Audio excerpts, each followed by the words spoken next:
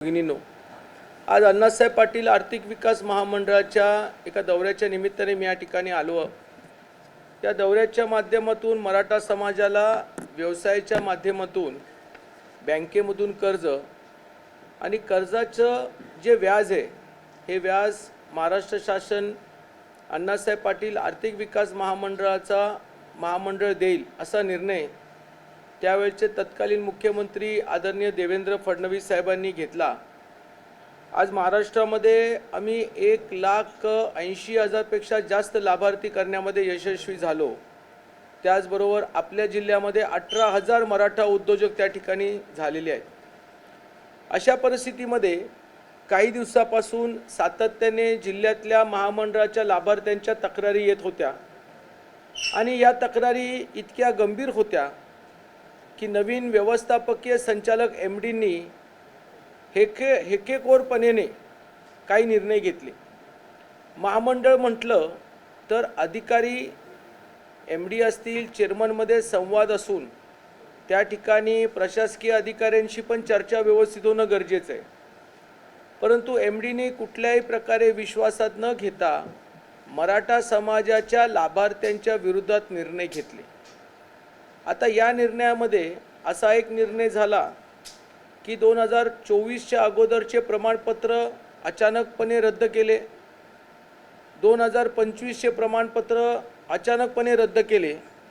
त्याचबरोबर जे नवीन महामंडळाचे LY ज्याला आम्ही प्रमाणपत्र म्हणतो LY, ते LY पण त्यांनी त्या ठिकाणी रद्द केले.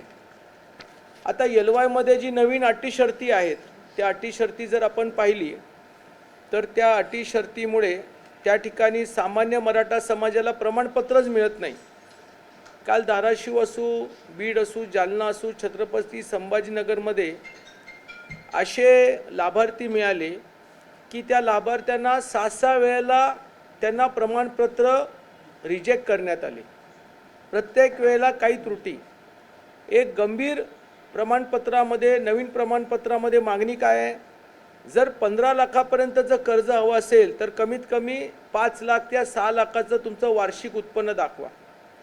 ग्रामीण भागातला मराठा समाजाचा तरुण ज्याची शेती ही कुठेतरी वडिलांच्या नावावरती, आईच्या नावावरती किंवा आजोबांच्या नावावरती आहे, अशा परिस्थितीमध्ये तो उत्पन्न दाखवणार कुठून? आणि ही योजना नवीन तरुणांचे उद्योजक घडवण्याकरिता होती. माझ्याकडे आज दिवसभराच्या चर्चेमध्ये आज एक छोटंसं उदाहरण तुम्हाला मी सांगतो. सांगोला जिल्ह्यातील एक प्रकरण माझ्याकडे आलं होतं की माधुरीताई अनिल यांनी 2025ला 7व्या महिन्यात कर्ज काढलं. त्यांचं कर्ज मंजूर कधी झालं? 13/2/2026ला. त्यांना किती कर्ज मिळालं? तर 15 लाखाचं कर्ज मिळालं. आता नवीन MDंनी घेतलेल्या निर्णयाप्रमाणे 2025च्या अगोदरचे LY त्यांनी थेट रद्दच केले.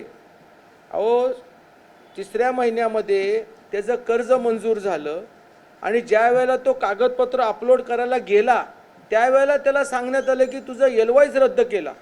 म्हणजे सामान्य लाभार्थ्यांचं आणि महाराष्ट्र शासनाच्या मुख्यमंत्र्यांच्या मध्ये किती मोठा गैरसमज झाला. सामान्य लाभार्थ्यांचं म्हणणं काय आहे की हे शासनाने केले. महामंडळाचे MD कुणाचे आहेत? तर शासनाचे आहेत. आज शासन कोण चालवतं? तर राज्याचे मुख्यमंत्री. म्हणजे जाणीवपूर्वक मराठा समाजाचं आणि मुख्यमंत्री देवेंद्र फडणवीस साहेबांमध्ये एक अंतर निर्माण व्हावं, मराठा समाजाने आंदोलन करावं, याच हेतूने महामंडळाचे MD काम करतात. अजून एक प्रकरण तुम्हाला मी या ठिकाणी सांगतो. एक दुग्ध व्यवसायाचं प्रकरण माझ्याकडे आलं. 12व्या महिन्यामध्ये 2025ला 12व्या महिन्यामध्ये 5व्या तारखेला त्यांनी LY रिन्यू केला. 25/12/2025ला बघा, 25 तारीख म्हणजे डिसेंबरची आपण नाताळची सुट्टी म्हणतो, त्या दिवशी त्याला कर्ज मंजूर झालं किती? 10 लाख रुपये. आणि जानेवारी महिन्यामध्ये MDंनी काय सांगितलं? 25च्या अगोदरचं ज्यांचं कर्ज मंजूर झाले असतील आणि जरी त्यांनी कागदपत्र अपलोडच केले नाही तर त्यांचं LY डिलीट होणार. अहो, पहिला हप्ताच माणसाने भरला नाही आणि त्याचा LY जर डिलीट केला तर ज्या माणसाने महाराष्ट्र शासन देवाभाऊ यांच्यावर विश्वास ठेवून अण्णासाहेब पाटील योजनेमधून लाभ घेतला, माणूस मरल की. म्हणजे परिस्थिती अशी झाली, माझ्याकडे हे सगळे जे अर्ज आलेत ना, हे अर्ज जर तपासले तुम्ही तर प्रत्येकाला 10 लाख 15 लाख कर्ज बँकेने दिलेलं आहे. आणि या सगळ्यांची प्रकरणं महामंडळाच्या एमडीने एकदम द्वेषापोटी सरकारच्या विरोधामध्ये त्यांनी रद्द केली. म्हणजे कमीत कमी 5 ते 6 कोटीचं हे सगळं बजेट निघेल. म्हणजे काय झालं, मराठा समाजाने शासनाच्या विरोधामध्ये आंदोलन करावं, मराठा समाजाने शासनाच्या विरोधातल्या मुख्यमंत्र्यांच्या मागण्यामध्ये आंदोलन करावं, अशा हेतूने महामंडळाचे संचालक एमडी यांनी हा निर्णय घेतलेला आहे. आणि म्हणून आज साधारण सर्व मराठा समाजाची भावना समजून घेण्यासाठी आज बैठक घेतलेली आहे.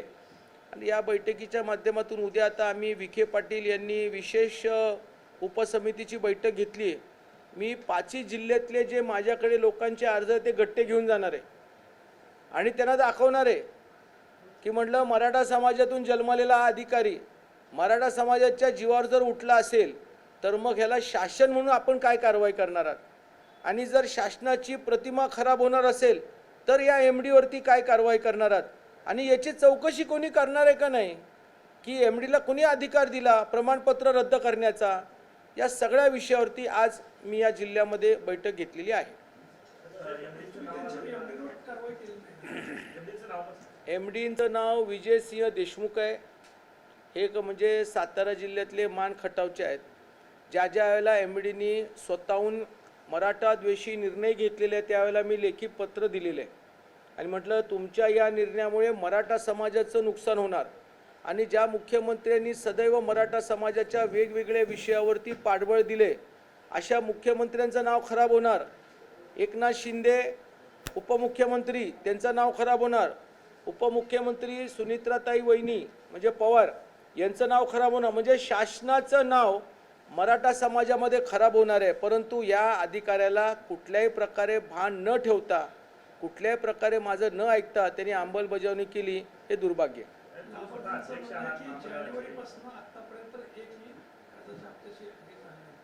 महामंडळामधून योग्य डिपार्टमेंटकडे, विभागाकडे आपल्या महामंडळाला किती पैसे लागणार आहेत ह्याची माहिती वेळोवेळी व्यवस्थितपणे देणं गरजेचं होतं.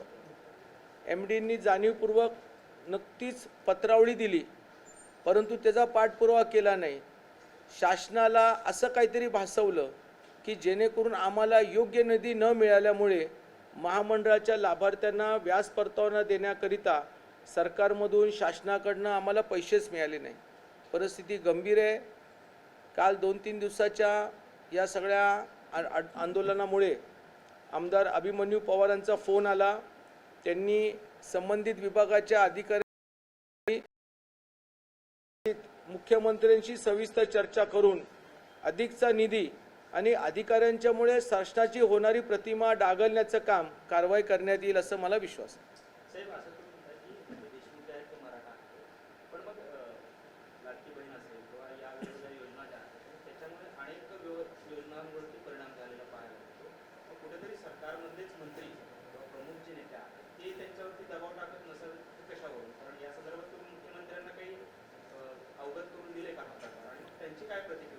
मी आमचे मराठा उपसमितीचे मंत्री आदरणीय राधाकृष्ण विखे पाटलांना गेल्या 5-6 महिन्यापासून ही वस्तुस्थिती सांगत आलेलो आहे. त्यांनी पण 1-2दा एमडी देशमुखांना अवगत केलं की तुम्ही मराठा समाजाच्या विरोधी धोरण घेऊ नका. शासन मराठा समाजाच्या विविध प्रश्नासंदर्भामध्ये सकारात्मक आहे, परंतु वारंवार सांगून देखील पण त्यांनी निर्णय घेतले नाही. शेवटला आता मुख्यमंत्र्यांशिवाय मला पर्याय नाही आहे आणि आता मुख्यमंत्र्यांना मी भेटून त्यांना वस्तुस्थिती सांगणार.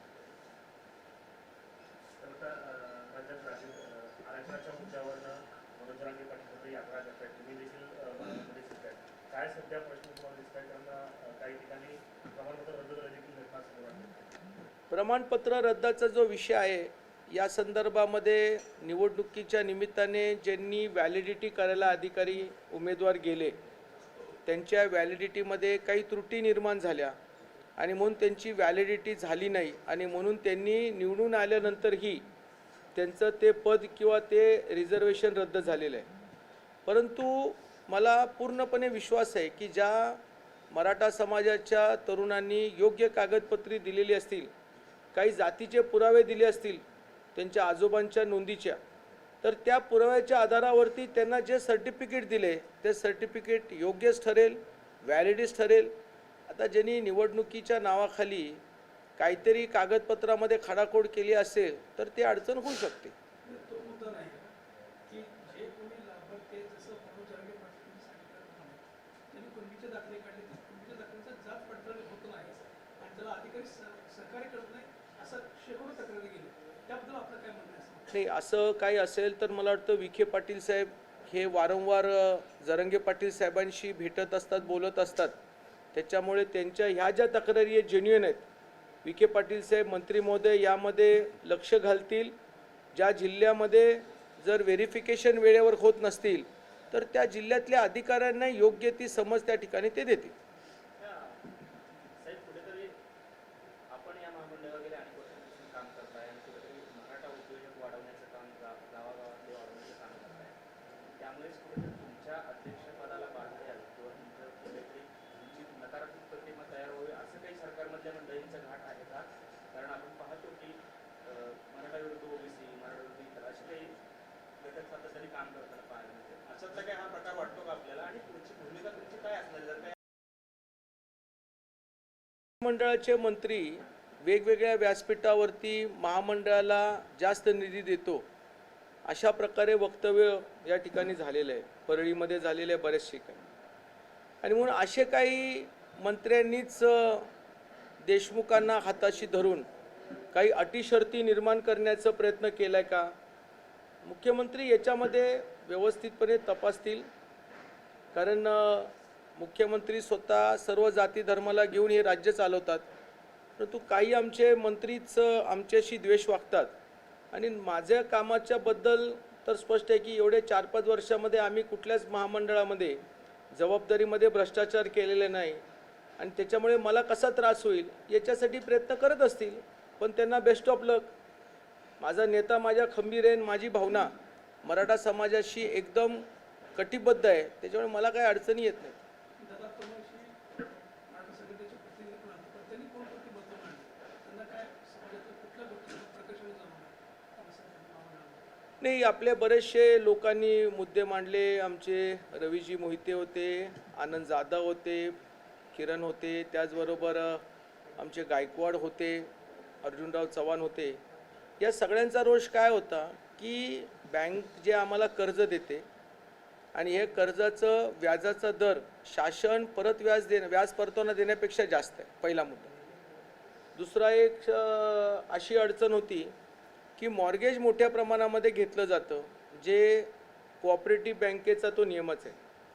आणि तिसरा मुद्दा होता की व्याज परताना वेळेवर न आल्यामुळे मुलांचं सिबिल खराब व्हायला लागलेलं आहे. त्याच्यामुळे एक खरी गोष्ट आहे की वेळेवर शासनाकडनं पैसे आले नाही तर व्याज परतानामुळे गडबड होऊ शकते. परंतु हे सगळे कारणं आहेत ना, ही अधिकाऱ्यांची आहेत. कारण आम्ही जिल्ह्यामध्ये लोकांच्या बरोबर फिरून बँकेने कर्ज देण्यासाठी प्रयत्न करतो, तर अधिकारी अशी अटी शर्ती निर्माण करतात की त्या बिचाऱ्याचं कार्यक्रमच झाला पाहिजे असा विषय आहे.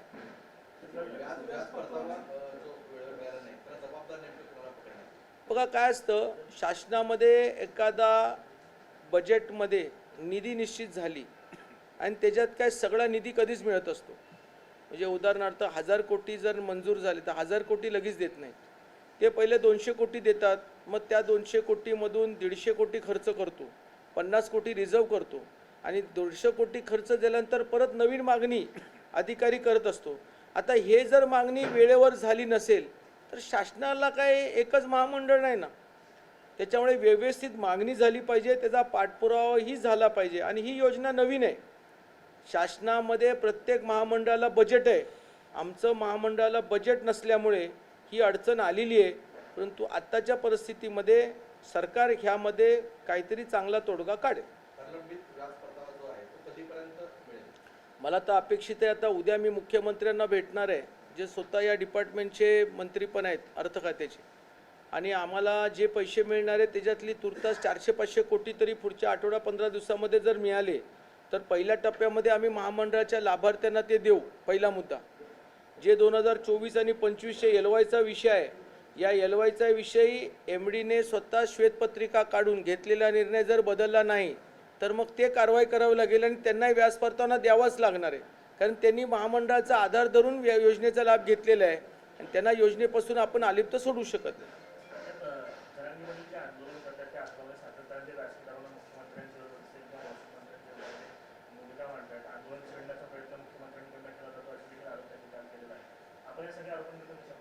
एक मोठा अधिकारी वर्ग आहे ना, जो जाणीवपूर्वक राज्याचे मुख्यमंत्री आणि राज्याचे उपमुख्यमंत्री एकनाथ शिंदे आणि मराठा समाजामध्ये अंतर निर्माण करून देण्याचा प्रयत्न करतो. म्हणजे फार मोठं षडयंत्र आहे. उगाच माझाच महामंडळाचा विषय घेतो.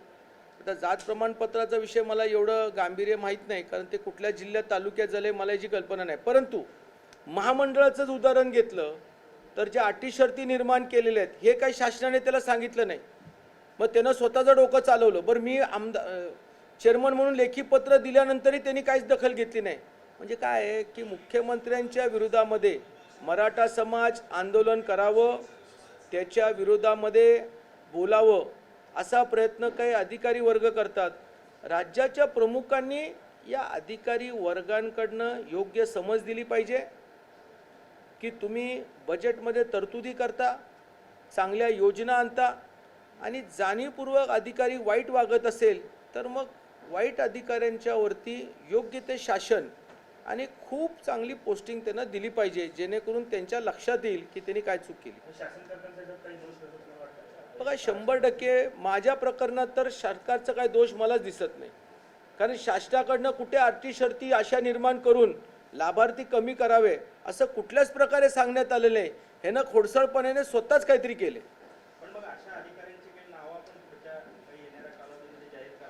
मी तर करतो ना. मी तर आता महामंडळाचे आमचे MD विजयसिंह देशमुख यांचं तर नाव तर उघड घेतलेलं आहे. आता बाकीच्या विषयावरती मला याची कल्पना नाही आहे, परंतु असे एखाद्या जिल्हा स्तरावरचे अधिकारी व्हॅलिडिटी देताना काही चुकीचं करत असतील तर मग आम्हाला त्यांची नावं मिळाली, पुरावे मिळाले, आम्ही त्यांचे नाव घेऊ.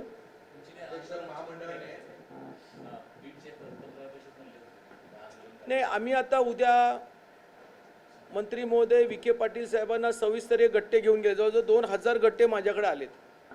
प्रत्येक जिल्ह्यामध्ये 100-500 आले. याच्यावरती उद्या विखे पाटील साहेबांना हे पुरावे देतील. हे पुरावे दिल्यानंतरही उपसमितीने जर यामध्ये काहीच केलं नाही तर मग आपल्याला निर्णय घ्यावा लागणार. आपण समाजाची माणसं आहोत. मराठा समाज जर उद्या व्यवस्थित बघेल आणि मी जातीवंत मराठा आहे, समाजाच्या पुढे मी पण जाऊ शकणार नाही.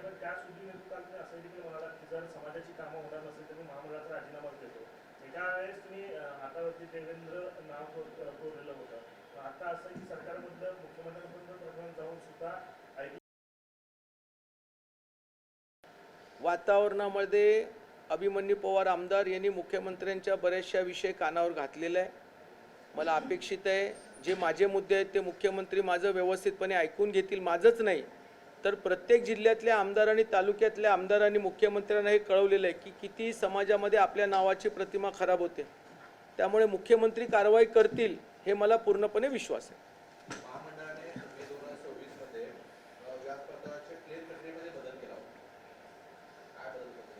आता हे मला एवढं सांगता येणार नाही, कारण मी मगाशी सांगितलं मी सध्या नावापुरता चेअरमन आहे. म्हणजे MDनी एखादा धोरणात्मक निर्णय घेत असताना चेअरमनच्या कानावर घालून त्याची संमती तरी घेतली पाहिजे. आता त्यांनी काय बदल केला हे मी जरा माहिती घेऊन मग मी तुम्हाला कळवतो.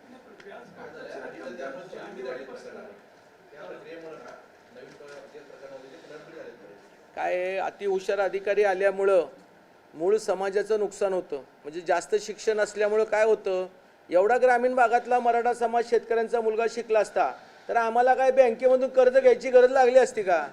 त्याला आम्ही आरक्षण का मागतोय? कारण आमची मुलं शिकली नाहीत किंवा शिक्षण भविष्य झाली तर त्यांना शासकीय नोकरी म्हणून मागतोय. आता या अधिकाऱ्याला काय मला शब्दच नाही, आता मीडियासमोर काय बोलणार. त्याला जरा तरी ग्रामीण भागातला काहीतरी अंदाज पाहिजे. पण मराठवाड्यासारखा दुष्काळ भाग, आता तो सातारचा आहे, मी सातारचा आहे, सातारामध्ये चांगली परिस्थिती आहे जिल्ह्यामध्ये, पण मराठवाड्यामध्ये वेगवेगळ्या जिल्ह्यात परिस्थितीत फिरलात ना तुमच्या लक्षात येईल की काहींची तर दुष्काळ 5वीला पुजलेला आहे. जो बदल आहे तो बदल समाजाच्या आणि उद्योजकांच्या विरोधात असेल तर तो बदल आम्ही करेक्ट करू. मोर्चा काढतायत किंवा फिरतायत सगळीकडे, तसं लक्ष्मण आठवले देखील आजपासून एक मोर्चाला सुरुवात केली आहे. ते देखील पश्चिम महाराष्ट्र दौरा करतात. लक्ष्मण आकेच्या काय पोटात दुखतंय मला तर कळत नाही. आणि जरंगे पाटील समाजाचं काम करतात. आता लक्ष्मण आके करतोय त्याला काय प्रतिसाद मिळतोय हे मीडियाला मला माहीत आहे. आणि जरंगे पाटलांच्या पाठी समाज उभा आहे, त्याच्यामुळे जरंगे पाटलांना शुभेच्छा. आमचा नेता व्यवस्थितपणे काम करतोय आणि ते व्यवस्थित करत राहणार. जरंगे पाटलांचं पुत्र देखील त्यांनी म्हटलेलं आहे. अनेक टीका देखील त्यांनी केलेल्या आहे. काय आहे, हे बघा एक सांगू ना की त्याची उंची काय हे कळते. जरंगे पाटील त्या एका अशा स्टेजवरती पोचलेले आहेत की अशी नाक्यावरची आजूबाजूली काही भुंकणारी मंडळी भुंकली ना तर त्यांना फरक पडत नाही. आणि समाज बघत असतो, आपल्या नेत्याचा अनादर करणाऱ्या व्यक्तीला बघत असतो. कधीतरी एखादा माणूस आडवा गेला की त्याला त्याची चूक लक्षात येईल. आणि भाजपा नेते प्रसाद लाड यांच्यावर सुद्धा खूप त्यांच्याविषयी टीका केली. काय वेळा त्याची काय अपेक्षा झाली का? कधी झाली प्रत्येकापेक्षा नाही, मला याची कल्पना नाही. किंवा खरं म्हणजे विखे पाटील साहेबांच्या बरोबर प्रसाद लाड स्वतः मध्यस्थीला होते. प्रसाद लाड त्यांना गावी भेटून आले होते अंतरवालीला. आणि प्रसाद लाड आजही प्रयत्न करतात की काय गैरसमज असतील तर गैरसमज त्या ठिकाणी निघावा. आता ते काय बोलले ते मला माहीत नाही. ओके, धन्यवाद, थँक्यू व्हेरी मच.